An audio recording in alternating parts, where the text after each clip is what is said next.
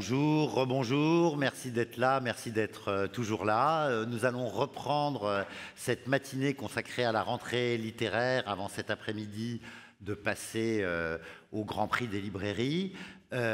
Pour continuer à parler de la rentrée littéraire, je vous demande d'accueillir trois éditeurs. Alors, nous avons parmi nous Alix Penant, directrice éditoriale littérature des éditions Flammarion. Bonjour Alice, je vous en prie. Asseyez-vous. Véronique Cardy, PDG des éditions Jean-Claude Lattès. Bonjour, je vous en prie. Et Adrien Bosc, directeur des éditions du Seuil. Bonjour Adrien. Vous avez vu, Laure, j'ai fait les garçons après. Oui, alors, petit truc technique, si vous pouvez vous asseoir là. Les caméramans et le réalisateur m'en remercieront.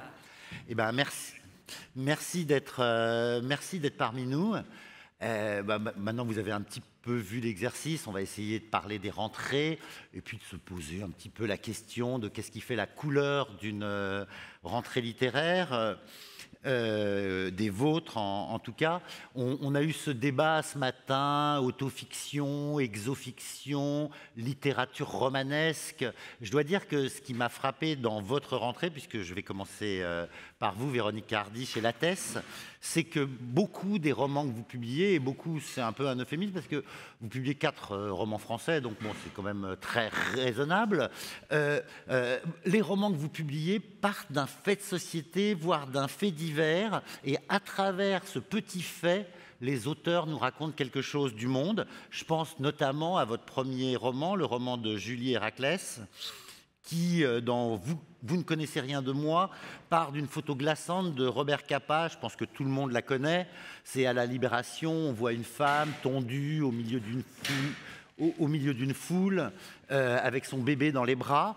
Et à partir de cette photo que tout le monde connaît et qui est glaçante, je l'ai déjà dit, elle a choisi, Julie Héraclès a choisi de raconter la vie de cette femme, de l'inventer, de la recréer, de la retrouver, pour montrer qu'elle ne se résume pas à ce moment de patriarcat délirant, hein, on va employer des mots actuels. Exactement, Julie Héraclès, dont c'est le premier roman, elle est née, elle a grandi, elle a vécu à Chartres, et donc il y avait toujours dans son imaginaire cette photo donc, du 16 août 1944, qui était l'emblème de l'épuration sauvage, avec cette femme rasée, marquée au fer rouge, qui portait dans les bras le bébé de la honte et qui était conspuée par la foule. Elle a essayé d'enquêter sur cette femme, mais il y avait très peu d'éléments. Il s'agit de Simone Touzeau.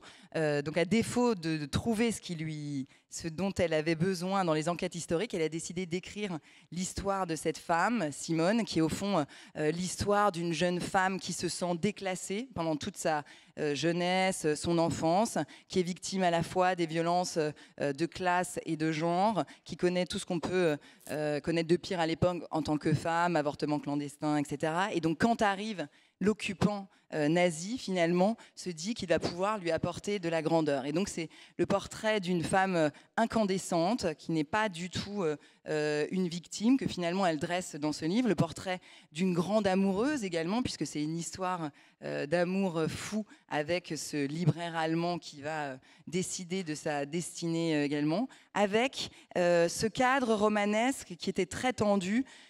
Cette journée, les 24 heures de ce 16 août 44, on vient la chercher, elle ne peut pas allaiter son bébé, on l'emmène, on lui rase le crâne, etc. Et par flashback, la trajectoire de cette femme. Et la jolie histoire, c'est vrai que et ça arrive encore dans toutes nos maisons, c'est un manuscrit qui a été envoyé vraiment par la poste à notre directrice littéraire Constance Rapnard, qui a été frappée justement parce que la bonne idée de Julie Héraclès, c'était d'avoir mis cette photo sur la première page du manuscrit, et ensuite la langue a suffi à la convaincre, à nous convaincre tous. Julie Héraclès, elle travaille à Chartres, ne connaît personne dans le milieu, donc c'est des jolies histoires éditoriales aussi qui font le sel de ces rentrées littéraires. Quand on publie un livre comme ça, qui a un rapport avec un fait divers, une actualité, l'histoire peut-être, est-ce que finalement on est un peu comme la caricature du producteur de cinéma ou de télévision qui dit « bon, c'est quoi ton pitch, Coco ?» ou c'est l'écriture qui...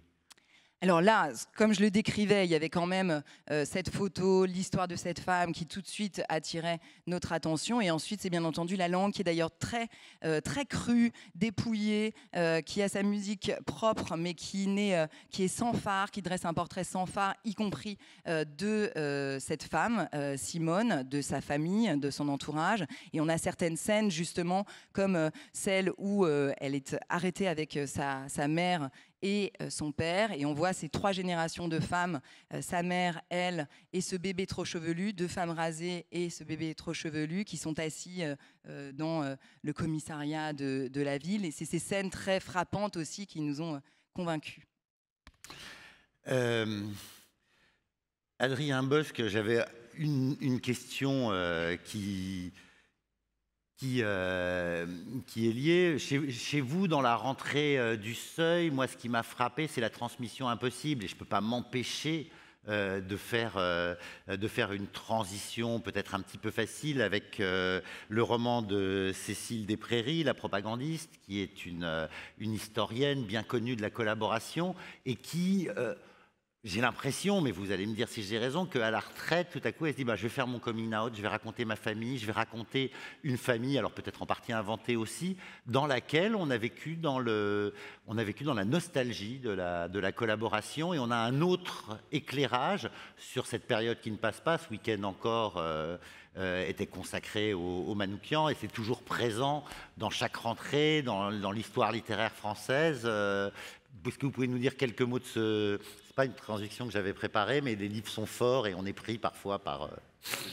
Bonjour. Non, mais bien sûr, la transition est évidente au sens où ce roman porte sur la collaboration et porté par la littérature et par l'écriture par une historienne, et une historienne qui connaît son sujet, qui est l'une de nos plus grandes historiennes sur l'histoire de la collaboration, et dont on pouvait se demander quel était le centre intime, quelle était peut-être cette pulsion qui l'amenait vers cette ombre. Et ce qu'on y découvre est absolument frappant, terrifiant, mais qui est aussi la propre enfance et cette transmission peut-être maléfique, en un sens que sa mère et ce gynécée qui l'entoure lui ont transmis, malgré elle, presque par l'afflux de mots, par le trop-plein de mots. Que la juste mémoire n'est pas seulement parfois ne se trouve pas parfois dans le trop plein de mots, mais peut-être dans le bon équilibre. Dans nos livres de rentrée, vous en avez certains qui sont dans l'oubli, face à une absence, et là c'est presque ce passé qui ne passe pas, mais qui n'est pas caché dans le cercle intime. Cécile Desprairies, qui est historienne, a grandi dans une famille effectivement nostalgique de cette époque, puisqu'ils ont été, et surtout sa mère, propagandiste de l'Allemagne nazie, collabo plus que collabo, puisque traductrice pour les affiches, propagandiste pour le journal de triste mémoire Signal, mais aussi portée par une histoire là d'amour qui est une sorte de duo infernal pendant cette guerre. Qu'entend bien raconter Cécile Desprairies. Et si elle a mis tant de temps, je pense que c'est pas surtout, au-delà d'un coming out ou d'une face cachée, c'est de trouver la forme littéraire pour la faire advenir, et aussi faire advenir ce trop plein de mots dont je parlais, cette sémiotique malgré elle qui l'a envahi enfant. Et vous le verrez, c'est un livre qui gagne par sa force littéraire presque plus que par son sujet. Alors c'est vrai qu'avec Jacques, on a été très frappés par ce livre et par sa dimension littéraire, philosophique et politique. Il y a cet excès de mots qui vont baigner l'enfance et l'adolescence de celle qui deviendra, comme par hasard, une des plus grandes historiennes de la collaboration. Mais ce qui est particulièrement vibrant à l'intérieur de ce livre, c'est que sa propre mère ne ressent jamais aucun tourment, jamais aucun remords, jamais aucune réflexion sur ce qui s'est produit. Et ça, c'est une dimension très forte de la littérature qu'on retrouve d'ailleurs à l'intérieur de votre rentrée, Adrien, dans un livre qui est exactement à l'inverse. Quand il y a trop de mots, on peut pas s'approprier certains d'entre eux pour pouvoir se construire. Mais quand il n'y en a pas assez, on est aussi dans le désarroi de sa propre généalogie. Et c'est le cas du très beau livre de Rachid Benzine qui raconte l'histoire de son père. Et c'est vrai que la littérature comme possibilité de déposer un récit familial, une recherche, une quête qui n'est pas seulement importante pour lui, mais pour nous tous. Oui, quand on construit une rentrée, j'entendais mes camarades ce matin en parler et de leur et aussi du fait que cette association, cet agrégat de textes choisis tous avec beaucoup d'attention, de sélection, eh bien forme malgré nous quelque chose comme une couleur, mais sans jamais que le trait soit forcé. On se rend compte qu'il y a des liens, des connexions qui se créent parmi les auteurs et d'une certaine manière, cette question de la transmission des mémoires, de la façon dont le récit est déformé par l'absence ou le récit est déformé par le trop-plein, parcourt notre entrée, que ce soit le livre de Rachid Benzine, que ce soit le livre de Chloé Delhomme, que ce soit le livre aussi finalement de Patrick Deville, Samsara, ou bien sûr celui de David Le Bailly, Hôtel de la Folie. Tous sont frappés par l'incommunicabilité des mémoires, le fait que quand bien même la proximité est là entre parents et enfants, on ne connaît jamais ses parents.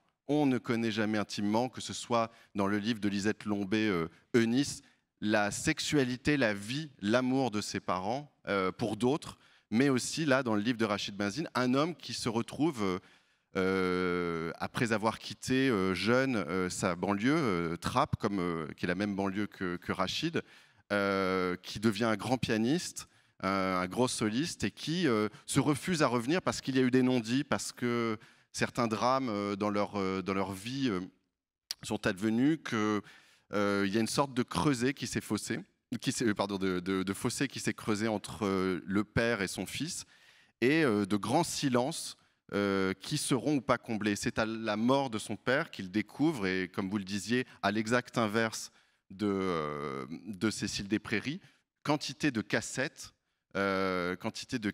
audio qu'il découvre par hasard et qui chacune porte une date, un lieu, et où son père, ce grand taiseux, on a tous eu de grands taiseux dans nos familles, se raconte, mais se raconte non pas pour se raconter, mais parce que c'est le seul moyen pour cet immigré dans les années 60, 70, de se raconter à son propre père resté au pays et de lui envoyer ses cassettes comme on enverrait des courriers. Et il va entendre son père et faire une traversée de la mémoire, comme on ferait une traversée d'un pays. Et c'est réellement une sorte... Rachid Benzine a ce beau mot de road trip de la mémoire. Et c'est, je crois, aussi un autre lien qu'on retrouve dans notre entrée, c'est cette idée qu'on traverse le passé comme on traverse un pays. Alors, je voudrais qu'on parle de 2 livres de femmes, parce que les femmes sont très importantes dans cette rentrée littéraire et on ne peut que s'en réjouir. Vous venez de citer le nom de Lisette Lombé, un très beau livre qui s'intitule Eunice. C'est un premier texte, même si elle a beaucoup publié de textes, mais des textes militants. Et c'est une écriture très inventive dont vous allez parler, une écriture rap, une écriture poétique, une écriture engagée qu'on ne connaît pas. Et puis, 2 mots aussi sur Chloé Delhomme, vous la connaissez depuis longtemps. Elle poursuit sa quête de réassurance d'elle-même à travers l'écriture. Et là, dans ce livre, elle se met encore plus à nu, plus à vif, y compris dans le procédé d'écriture. Évidemment, le passé revient, ce passé tragique de ses propres parents, puisque vous savez que le père a tué la mère, etc. Mais elle va distribuer les cartes familiales autrement. Et elle va se servir de l'écriture pour pouvoir nous donner, à nous lectrices et lecteurs, finalement des moyens de vivre, même quand on a été terriblement blessé par la vie. Donc, est-ce que vous pouvez parler de ces écritures féministes ? Féministes, oui, je crois qu'on peut dire féministes. Oui, ces deux livres frappés par le deuil, ces 2 livres frappés par l'horreur, mais 2 livres qui sont remplis de vie d'une manière très différente. Alors, vous parliez de Nice, de Lisette Lombé, c'est une grande découverte pour la maison. Je pense que ça sera une grande découverte pour vous, libraires, et aussi pour les lecteurs. Elle a déjà publié avant, elle a publié un recueil de poésie à l'Iconoclaste, Brûler, brûler, brûler. Elle est slameuse, mais c'est son premier, on pourrait dire, texte, oui, de pleine fiction. L'histoire d'une fille qui, là aussi, à la mort d'une mère par accident, va mener l'enquête, en quête de mère d'une certaine manière, avec une écriture qui emprunte beaucoup au slam et donc un rythme essoufflé, un rythme qui est presque comme un 100 mètres. Elle a d'ailleurs, il y a un peu de la suite dans des idées dans nos livres, c'est-à-dire que l'année dernière, on publiait avec beaucoup de joie le livre de Diati Diallo en rentrée littéraire. Et pour ceux qui alors il faut vraiment être précis et avoir cette mémoire-là, mais disons que dans l'exergue de ce livre-là, c'était une citation de Lisette Lombé. Et lorsqu'on a reçu le manuscrit et lorsque Bernard Comment a décidé de le mettre dans sa rentrée, eh bien, il y avait comme ça un pont entre 2 livres à 1 an d'intervalle, et ça n'est pas un pont hasardeux. C'est un très très beau livre, et le deuxième livre, effectivement, celui de Chloé Delhomme, est aussi porté par ce deuil impossible, ce drame qui est celui qu'a raconté Chloé Delhomme tout au long de son œuvre, drame qui est celui de ce que l'on n'appelait pas encore féminicide, et c'est ce qu'elle rappelle au début de ce livre-là, mais qui a été le nœud de son œuvre, que ce soit Le Cri du Sablier ou d'autres livres. Et là, elle le raconte avec une sorte de grâce, comme si elle arrivait à cette synthèse littéraire. Et là aussi, la mémoire est traversée comme un pays, est traversée par un train. C'est une femme qui décide de se retourner sur sa vie, prendre un train au moment où elle doit prendre une décision. Elle prend un train presque vers nulle part, vers Heidelberg. Et dans ce train, à chaque station, ce sont comme des morceaux de mémoire qui vont tomber sur la table et revenir et être racontés. Le féminicide, la disparition des parents, mais aussi l'amour impossible. C'est un livre, là aussi, que je crois... que je trouve absolument formidable et très émouvant. Alix Penant, je pourrais faire une transition assez facile avec le livre, le très joli livre d'Hugo Lindenberg, La nuit imaginaire, où il parle de la mort de sa mère, écrasé par un train, de la mémoire qui ne passe pas. Eh ben, je ne vais pas le faire parce que je pense qu'il faut un peu changer de sujet par moment. Et moi, ce que j'ai beaucoup aimé dans votre rentrée, c'est qu'il y a 2 romans très drôles ou drôlatiques. D'une part, Dès que la bouche est pleine de Juliette Houry, où elle imagine un monde à l'envers où le sexe est public et la nourriture cachée. Et bon, on pense évidemment au charme discret de la bourgeoisie, mais sauf que c'était une scène chez Buñuel, elle en fait tout un livre, j'ai envie de dire une saga. Qu'est-ce que ça changerait finalement si on avait des petites copulations en public et puis qu'après on allait discrètement manger une barnutz? Est-ce que ça changerait quelque chose d'ailleurs? Et puis il y a un autre livre qui m'a beaucoup amusé dans votre rentrée, c'est Charlie Deloire qui écrit « Qu'est-ce que je ferais à ma place ?» On se demande souvent qu'est-ce que je ferais à votre place, qu'est-ce que j'aurais fait à sa place. Et lui, c'est un peu l'inventeur de ce que je dirais la data littérature. Il avait calculé son bilan carbone et son bilan tout court dans son livre précédent qui s'appelait justement Data Biographie. Et là, je vais faire quelque chose que je fais assez mal d'habitude, mais moi, ça m'a vraiment amusé, donc je vais essayer. Voilà les questions que pose Charlie Deloire. Je reçois à l'avance un descriptif complet de mon métier tel qu'il est aujourd'hui. A. Je signe en bas de la proposition. B. Je négocie certains éléments avant d'accepter. C. Je négocie le salaire uniquement. D. Non merci, ce n'est pas du tout le genre de vie auquel je me suis destiné. Alors, parlez-nous un peu de ces romans, parce qu'effectivement, comment on fait, pourquoi on se dit « Ah bah ça, c'est pas comme d'habitude, mais justement parce que c'est pas comme d'habitude, je vais le publier ». Alors, merci. D'abord, merci Livre Hebdo pour l'invitation et merci à vous, libraires, et d'être là en face et derrière vos écrans. Comme vous parliez de tonalité dans la rentrée, moi j'ai envie de juste dire ce qui a un peu présidé à la nôtre, à la construction de la nôtre. D'abord, on n'a que 6 titres en français et 1 titre en étranger, donc on poursuit un resserrement. Voilà, pour une maison de la taille de Flammarion, c'est vraiment très peu. Et en fait, pas de couleurs ou toutes les couleurs, parce que ce qui nous guide, c'est la variété. À la fois la variété des notoriétés pour que les auteurs ne soient pas en concurrence les uns les autres, et la variété des univers, des écritures, des imaginaires. Donc on a des romans qui sont très différents, et c'est vrai que j'ai un peu coutume de dire il y en a bien 2 ou 3 qui vont énormément vous plaire, et les 2 ou 3 autres, ils vont plaire à votre voisin, ils vont plaire à un collègue en librairie, ils vont plaire à vos clients, parce qu'en fait, ils sont très différents les uns des autres. Et là, vous avez parlé de 2, entre guillemets, un peu ovnis. Charlie Deloire et belge. C'est un peu un Woody Allen dans sa façon de penser le monde. Effectivement, son livre « Que ferais-je à ma place ?» c'est une série de questions qui se posent, façon QCM, vous les avez données, et il y a 70 questions, et pour 30 d'entre elles, il les déroule, il y explique pourquoi il s'est posé cette question. L'idée de ça, c'est une pensée en mouvement, c'est de se dire que très souvent, on a plus de choix dans la vie qu'on pense en avoir. On répond très vite à toutes les questions, les sollicitations, les questions que la vie nous pose, mais qu'en fait, si on prend le temps, on peut le dérouler. Et il le fait sur un mode très drôle, un peu à la fois, quand je dis Woody Allen belge, parce que c'est à la fois très cérébral et en même temps très inventif et très marrant. Voilà, il paye pas, il a un retard de paiement d'une facture et il tombe sur un article sur le crédit social chinois qui attribue des notes et il se met à imaginer quelle note il aurait, quelle note il donnerait à son voisin. Et voilà, et à chaque fois, ça crée des histoires.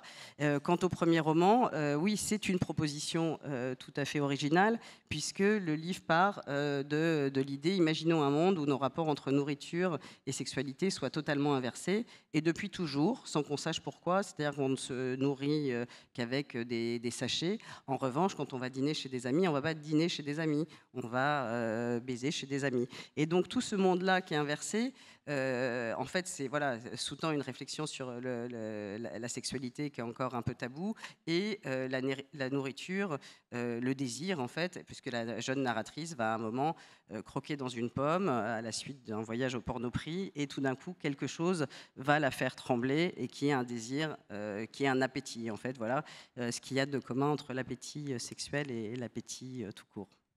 Alors, dans cette rentrée littéraire, il y a des confirmations de talent. Il y avait eu la découverte d'Hugo Lindenberg, dont vient de parler Jacques. Et là, j'avoue que dans ce nouveau texte, il y a un épaississement de son écriture, une structuration de son récit, des allers-retours très maîtrisés, temporels, et un univers qui nous avait frappé au moment de la publication de son premier roman, qui a d'ailleurs été très remarqué par les libraires. Mais là, on a vraiment l'impression, et c'est peut-être ça aussi, être éditeur et avoir une rentrée, c'est peut-être mettre en lumière des gens qu'on a un peu comme ça, de manière aventureuse, mais fougueuse, proposée au lecteur lors d'une rentrée. Mais c'est aussi là la confirmation d'un talent qui se déploie et qui prend corps dans tous les sens du terme. Oui, je suis bien d'accord avec vous. Et ce livre, ça s'appelle La rentrée littéraire. Et ce livre, c'est une splendeur d'écriture. C'est vraiment une splendeur. C'est pas du tout un livre dont vous pouvez dire je vais lire 30 pages pour essayer de voir un peu. Bon, je sais que vous en avez 300, donc c'est pas un livre dont on peut lire 30 pages parce qu'en fait c'est un livre qui est à la fois court, mais qui vous oblige à une espèce de ralentissement de lecture. C'est au ralenti parce que c'est le détail d'une vie qui est difficile à avaler en entier. C'est-à-dire que c'est un narrateur qui apprend au tout début du livre la façon donc très violente dont sa mère s'est suicidée quand il avait 6 ans et qui a 20 ans. Et en fait, c'est quoi d'avoir 20 ans avec une vérité aussi dure à avaler et à la faveur d'une photo qui tombe d'un livre où on voit sa mère avec certaines de ses amies, il va rechercher ses amis et en même temps il va lui-même se donner 2-3 mois pour sortir de sa nuit et de cette nuit imaginaire où le monde est plus fictionnalisé que rêvé, où le désir pour l'autre était inaccessible et devient accessible. Donc c'est une espèce de roman de formation sans formation sociale parce qu'il ne s'agit pas d'arriver à un endroit, il ne s'agit pas de trouver sa voie, il s'agit de traverser un temps, la trappe ouverte par le deuil et d'arriver quelque part. Et ces quelques mois dans la vie de ce jeune homme, cette nuit imaginaire, c'est vraiment un livre absolument somptueux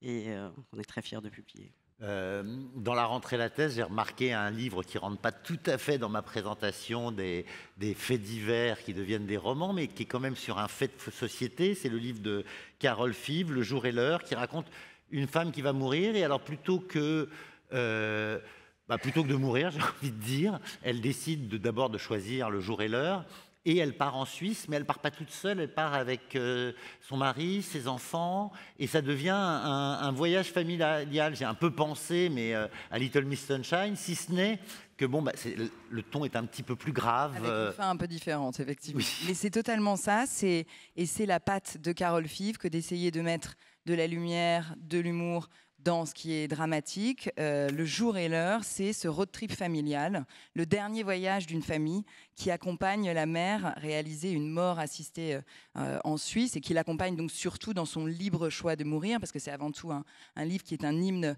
à la liberté. L'originalité également de ce texte, c'est qu'on a les voix de tous les personnages de la famille. Ils sont donc 6, ils partent à 6.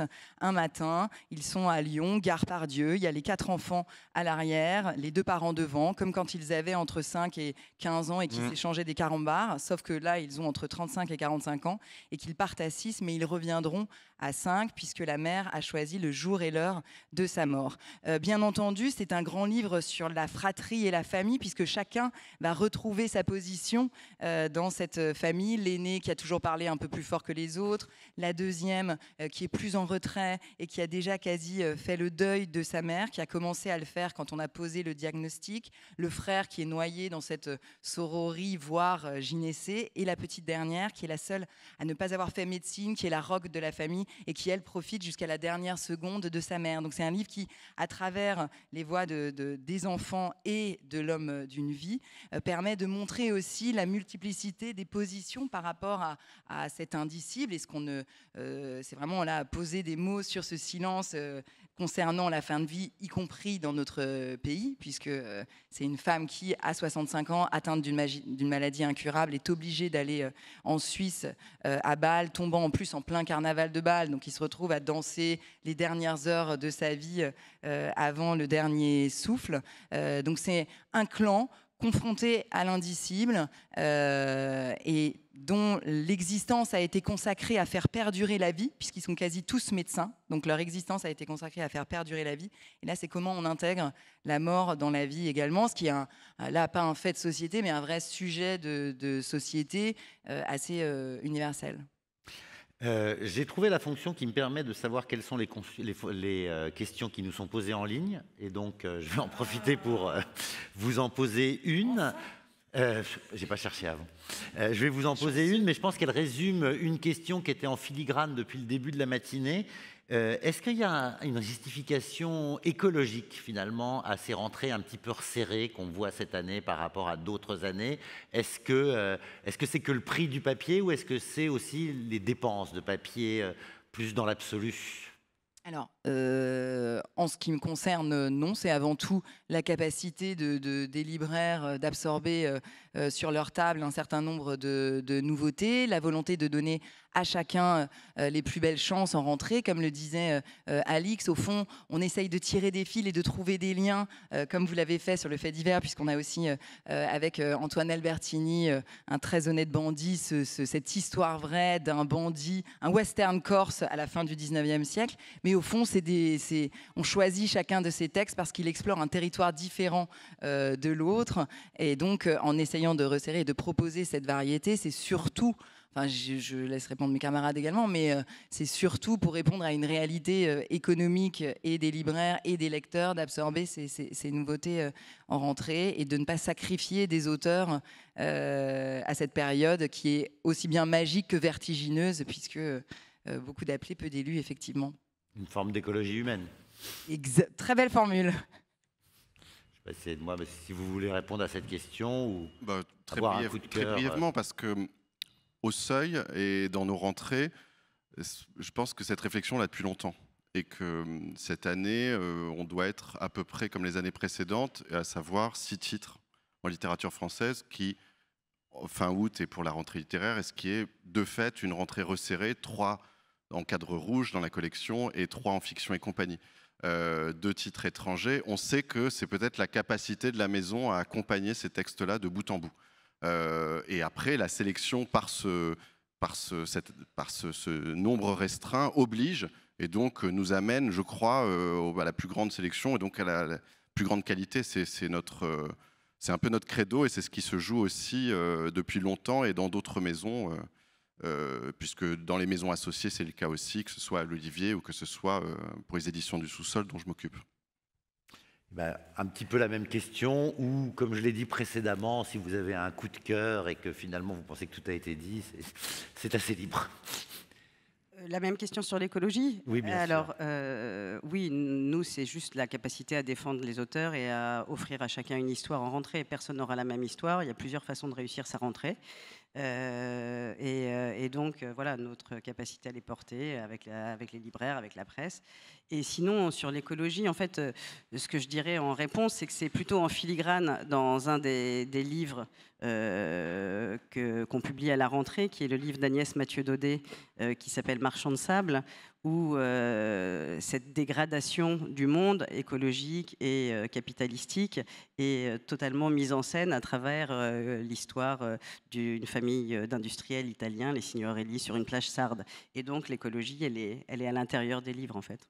Oui, puisque c'est une famille qui a fait fortune notamment dans le sable, et puis qui, par contre, elle a pris un très beau petit bout de sable pour elle, même si ailleurs, c'est plus compliqué. Alors, bon, c'est vraiment un roman que j'adore, moi. C'est un roman un peu complet, parce que c'est à la fois le portrait d'un monde, de très riches industriels italiens sur une plage sarde, et dont l'histoire épouse à peu près celle du capitalisme, hein, en fait, puisqu'il y a aussi ces raffineries, et ce petit bout de plage qui se sont octroyés. Et cette Sardaigne que j'ai découverte dans le livre, en fait, elle ressemble pas à n'importe quelle île de Méditerranée. C'est à la fois, évidemment, comme partout, celle où il y a des marchands de plage, mais il y a aussi les ultra riches avec les yachts en ligne, comme ça, qui sont en train d'abîmer, de détériorer absolument tout le territoire. Mais il y a aussi, en fait, en Sardaigne, à quelques kilomètres de cette plage où ils passent des étés juste à épousseter leurs serviettes, des plages qui sont où on fait des essais militaires avec l'OTAN toute l'année, 6 mois de l'année. Et c'est aussi le pays de Gramsci. Il y a aussi toutes des colonies pénitentiaires. Donc l'histoire de la Sardaigne rentre en creux dans une espèce d'histoire de famille où une jeune Française qui pensait qui avait décroché le gros lot parce qu'elle vient d'un milieu ordinaire gardois, a été tombée amoureuse d'un richissime Italien, et elle se retrouve quelques années après à découvrir des secrets de famille et à enquêter sur cette famille-là cet été-là. Et c'est drôle, c'est féroce, c'est plein d'esprit. Et voilà.